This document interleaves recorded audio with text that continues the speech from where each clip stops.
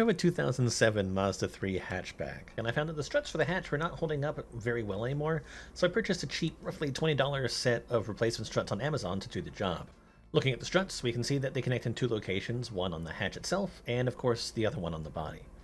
There's a small metal clip which helps hold them both in place, but all you'll need is a screwdriver or a small stiff object to pry them off for removal.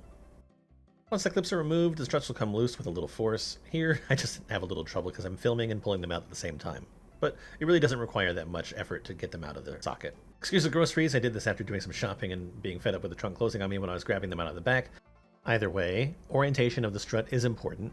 Make sure you have the side attached to the thicker part of the strut going on the car mounting point, and then you'll attach the other side on the thinner shaft to the hatch itself.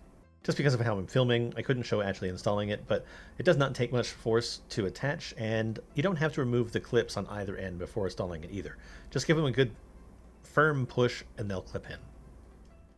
Even with only one new strut in place, it's already holding up much better than it was before. Now I'll go ahead and replace the next following the same steps. And now with both struts installed, resistance is much better, and I no longer have to worry about the trunk closing on me while I grab my groceries. The whole thing took roughly 5 minutes with little effort and no real tool use and cost me approximately $20. I know I didn't show everything that well, but my main goal is just to show how easy the repair is to do and that anyone can do it themselves if they need to. This is basically the same for any car that has this kind of trunk or hatch setup. Just make sure the struts you purchase match the car you're buying them for.